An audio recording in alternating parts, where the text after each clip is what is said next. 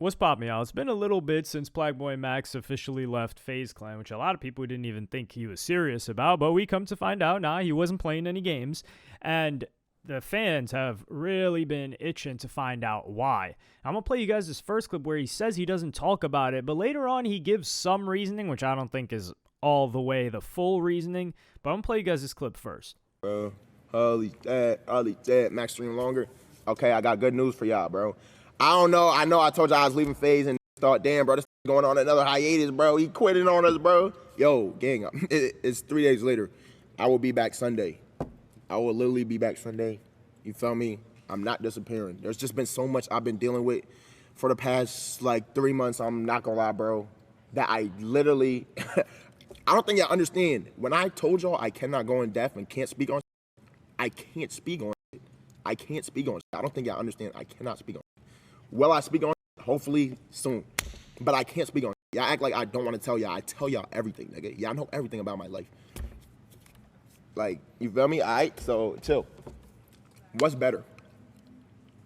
I wish I knew that. That's why I'm mad that these, what's it called? I could. So here you could see he's visibly stressed. He's got probably 1,000,001 things to worry about, and he's trying to figure out what he can and cannot say, so he's just pushing it off to the side. And then a couple of days later, he goes on to give a little bit of a reason. I think just a reason enough to get people off of his back so they don't keep asking the question, because I don't think the real reason will be made public anytime soon. Maybe it'll leak out or something in a year or two. I can't really say the real reason, to be honest. I've been sworn to secrecy. But I'm going to play you guys that second clip. Shout out to everyone in FaZe. I love all of them. They my boys. I don't own FaZe. I don't own FaZe, gang. No ownership. I want to build something.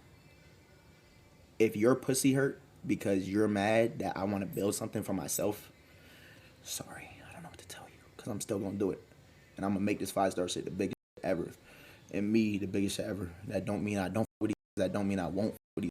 That don't mean I won't do shit with these. I love them. They're my boys. But at the end of the day, bro, I'm going to do what I feel is right for me. And then when you see the work out down the line, you'll see what I mean. That's all I'm going to say. I love these though. But I got to make grown man decisions. I'm 22. I'm not 18 no more in my mom's room. So here, the reason that he gives is ownership. Now, he knew he didn't have ownership from day one. He already had FiveStar going into it. That's a difference between Plaqueboymax and all of these other people. Now, I did say Plaqueboymax had a bigger brand than these other guys going into it. But, like, for example, Silky. Silky was Nation, which was Annoying TV's thing, which it never really panned out. And that just goes to show how important it is to have the right team and people in the background, who never get any credit, by the way, to make sure things are facilitated properly and content is coming out and the group is doing stuff. Because Nation, like, it started and it was going to be a thing, and then it just, I wouldn't say it quickly faded, but Annoying TV spoke on their management who left to be a stripper and just a bunch of crazy stuff. So Silky was just solo streamer. Stable Ronaldo, he was a solo streamer as well, like in Fortnite. Same thing with Lacy. Jason the Ween, he was a solo streamer. Like, these guys didn't have their own crew. Before going into this, Plaqueboymax had FiveStar. He had a couple of guys that were FiveStar that his community knew. They would appear on streams. I think they had, like, it was a FiveStar house stream. So Plaqueboymax had the ability to put on events himself without getting into FaZe. So he comes into FaZe, and the ownership part, I can see what he means, but really I think Plaqueboymax wants to be away from any of the controversy surrounding FaZe. Like, take a look at, for instance, FaZe Banks, right? FaZe Banks, he just stepped down because of some controversy related to some crypto stuff. Stable Ronaldo, if you guys recall, he got put in an ad and he didn't even know what he was doing. I'm not sure if I'm misremembering, but I do remember something along those lines. But then Lacy goes on and says something that contradicts what Max is talking about. First of all, all the new guys in FaZe, we do have ownership, okay? It's not a lot, but we do. All right, so that's first thing. Second off, to this Brick Sky guy that's saying this, all right? Listen, y'all gotta understand, it's a thing where we are in FaZe, okay? I don't pay for housing. I live for free. All right? This mansion that I live in is free. My stream room is free. The stuff in my stream room is free because FaZe pays for it. Bepsy and Addison setting up production for all the streams. FaZe pays for it. Every YouTube video you guys see that drops on every Friday. Not a dime comes out of my pocket. FaZe pays for it. I rep FaZe. I am FaZe, and in return, FaZe covers everything that I need in order for me to produce content.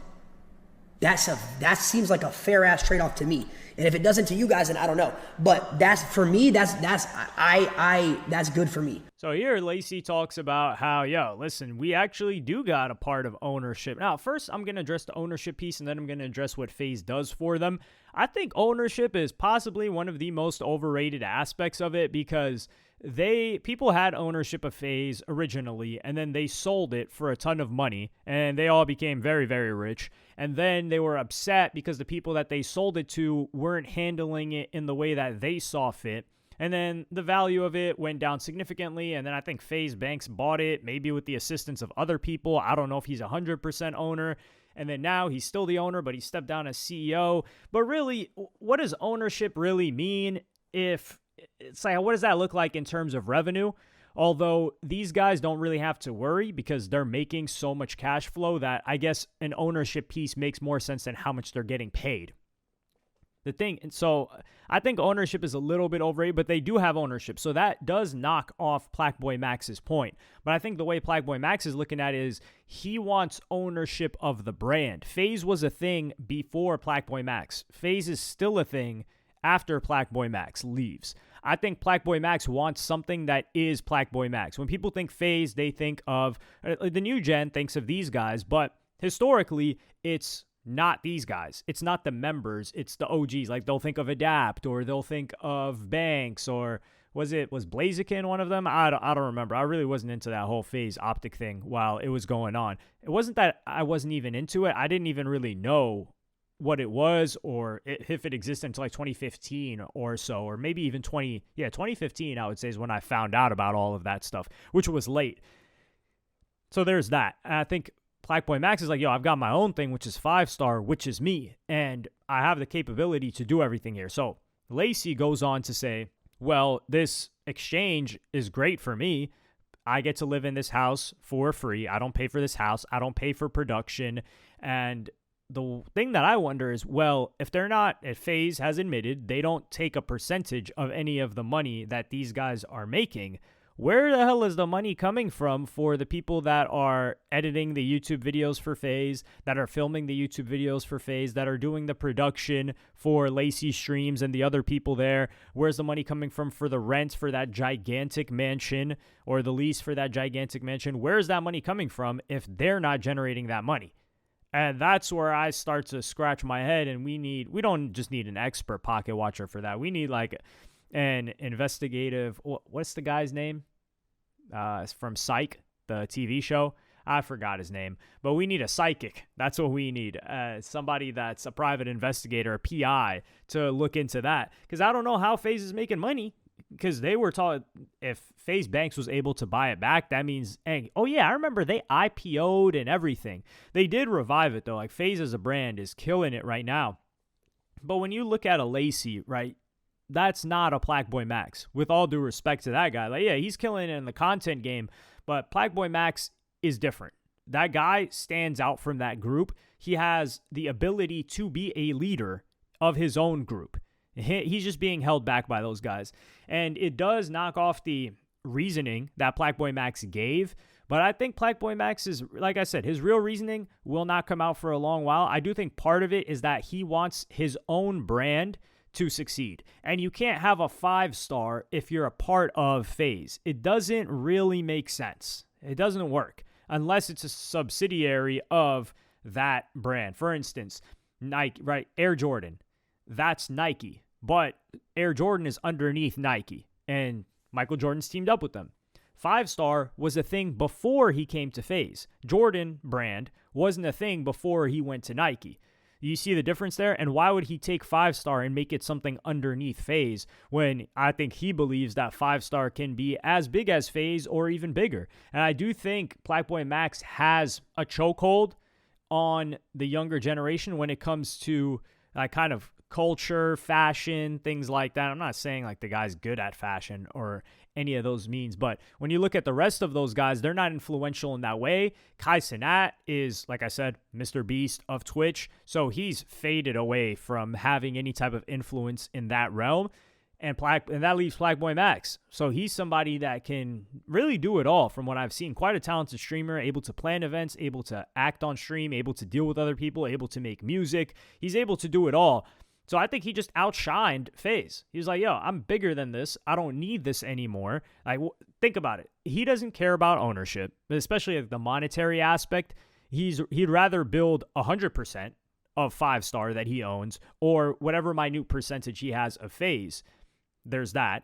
And then there's also the aspect of, yo, it's time for him to really make stuff shake. He doesn't need his rent paid. He doesn't need production. He can handle the production himself. He knows how to build a team. He has the right people around him. I can tell you that much. But let me know what y'all think in the comments.